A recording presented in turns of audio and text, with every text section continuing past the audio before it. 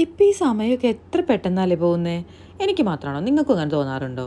കാരണം വേറൊന്നുമല്ല, പണ്ടൊക്കെ ചെറുപ്പത്തിൽ സ്കൂളിൽ പോയോണ്ടിരുന്ന ആ സമയത്തുണ്ടല്ലോ, തിങ്കളാഴ്ചയൊക്കെ ആയിക്കഴിഞ്ഞാൽ ഒരു സങ്കടമാണ്. കാരണം ഇനി വെള്ളിയാഴ്ച ആവാൻ എത്ര ദിവസം കാത്തിരിക്കണം, അതുപോലെ തന്നെ എത്ര സമയം കാത്തിരിക്കണം, അങ്ങനെയൊക്കെ ഒരു ഫീലായിരുന്നു. എന്നാൽ ഇപ്പോഴോ ദിവസങ്ങളും ആഴ്ചകളും മാസങ്ങളും ഒക്കെ കടന്നു പോകുന്നത് അറിയുന്നു പോലുമില്ല. കാരണം വേറൊന്നുമല്ല കേട്ടോ, ഞാനിതാ ഈ ഒരു ജനുവരിയിലാണ് ഇങ്ങോട്ട് വന്നത്. ഫെബ്രുവരി ആയി തിരിച്ച് നാട്ടിലും എത്തി. ഇപ്പോൾ ദാ ഈ വീഡിയോ എടുത്ത് എഡിറ്റ് ചെയ്യാൻ നോക്കിയപ്പോൾ ഏപ്രിലും കഴിയാറായിരിക്കണം. എത്ര പെട്ടെന്നാണ് ദിവസങ്ങൾ കടന്നു പോയത്. സത്യം പറഞ്ഞാൽ ഇത്തവണ പോയിട്ട് തിരിച്ചു പോരുന്ന സമയമായത് ഞാൻ അറിഞ്ഞു പോലുമില്ല. അത്രയും പെട്ടെന്നാണ് ദിവസങ്ങളൊക്കെ കടന്നു പോയത്. അതുകൊണ്ട് തന്നെ പോരാൻ സമയത്ത് നല്ല ഫീലിങ്സും ഉണ്ടായിരുന്നു. പിന്നെ തിരിച്ചിനിയും പോവാലോ അങ്ങനെ വിചാരിച്ചിട്ട് അങ്ങ് പോന്നു, അത്ര തന്നെ. ഇത്തവണ തിരിച്ചു പോരുന്ന സമയമായപ്പോൾ ഷോപ്പിങ്ങിന് അത്ര വലിയ ഇൻട്രസ്റ്റ് ഒന്നും ഉണ്ടായിരുന്നില്ല കേട്ടോ. കാരണം വിചാരിച്ചേക്കാൾ പെട്ടെന്ന് സമയം എത്തിയ പോലെ ഒരു ഫീലായിരുന്നു. അതുകൊണ്ട് തന്നെ നാട്ടിലേക്ക് പോരാൻ അത്ര വലിയ സുഖമൊന്നും ഉണ്ടായിരുന്നില്ല.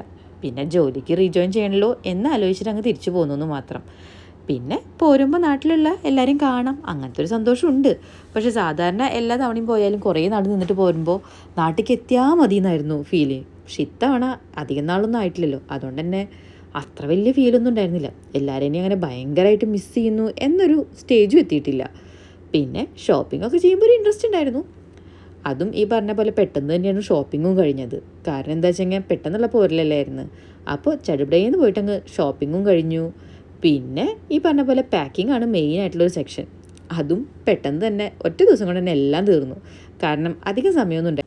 പാക്കിംഗ് ചെയ്യുമ്പോഴല്ലോ ഏറ്റവും കൂടുതൽ സമയം എടുക്കുന്നതാ ഈ ഒരു പ്രോസസ്സിനാണ്. വേറെ ഒന്നുമല്ല, കിച്ചണിൻ്റെ ഐറ്റംസ് മാറ്റൽ.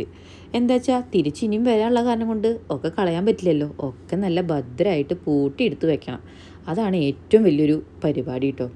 പിന്നെ ഈ ഒരു സെക്ഷൻ എന്താ വെച്ചെങ്കിൽ നമ്മളിവിടെ യൂസ് ചെയ്തിട്ടുള്ള ഡ്രസ്സ് ഉണ്ടല്ലോ, അധികമൊക്കെ യൂസ് ചെയ്യാത്ത ഡ്രസ്സ് ഉണ്ടെന്നുണ്ടെങ്കിൽ, നല്ല ഡ്രസ്സൊക്കെ ആണെന്നുണ്ടെങ്കിൽ ഇത് അവിടെ ഇവിടെയും വലിച്ചെറിയൊന്നും വേണ്ട. ഈ ഒരു ചാരിറ്റി ബോക്സിൽ ഇട്ട് കഴിഞ്ഞാൽ അത് ആവശ്യക്കാർക്ക് അങ്ങ് എത്തിക്കോളും. അപ്പോൾ നമുക്കത് വലിച്ചെറിഞ്ഞു എന്നുള്ളൊരു സങ്കടവും വേണ്ട. അങ്ങനെ തിരിച്ചു പോരേണ്ട ദിവസമായി. ഇത്തവണ തിരിച്ചു പോകുന്നത് ദുബായിൽ നിന്നായിരുന്നു കേട്ടോ. അപ്പോൾ എന്തായാലും ദുബായ് എയർപോർട്ടിൽ പോയപ്പോൾ അവിടുത്തെ ലോഞ്ച് ഒന്ന് യൂസ് ചെയ്യാമെന്ന് വിചാരിച്ചു. അങ്ങനെ ലോഞ്ച് യൂസ് ചെയ്തു. ഫസ്റ്റ് ടൈം ആട്ടോ ഞാൻ ദുബായിത്തെ ലോഞ്ച് യൂസ് ചെയ്യുന്നത്. കിടിലൻ ഫുഡായിരുന്നു, നല്ല ടേസ്റ്റുള്ള, അതുപോലെ തന്നെ എല്ലാവിധ ഐറ്റംസും ഉണ്ടായിരുന്നു. ഡ്രിങ്ക്സ് ആയാലും എന്തായാലും നല്ലൊരു ഫുഡായിരുന്നു. പക്ഷെ പണി കിട്ടിയത് വേറെ എവിടെയല്ല, ഫ്ലൈറ്റിലായിരുന്നു. ഫ്ലൈറ്റിൽ കയറിയിട്ട് ഒരു 2 മണിക്കൂർ അങ്ങനെ ഇരിക്കേണ്ടി വന്നു. അങ്ങനെ എന്താ പറയുക, കട്ട പോസ്റ്റ് കിട്ടിയത്. ആദ്യമായിട്ടാണ് ഇങ്ങനെയൊക്കെ ഫ്ലൈറ്റിൽ ഡിലേ വരുന്നത് കേട്ടോ. ഒരു ഹാഫ് ആൻ അവറൊക്കെ വന്നിട്ടുണ്ട്. പക്ഷേ ഫ്ലൈറ്റിൽ കയറിയിട്ടുള്ള ഈ 2 മണിക്കൂർ ഭയങ്കര ബുദ്ധിമുട്ട് തന്നെയായിരുന്നു. അങ്ങനെ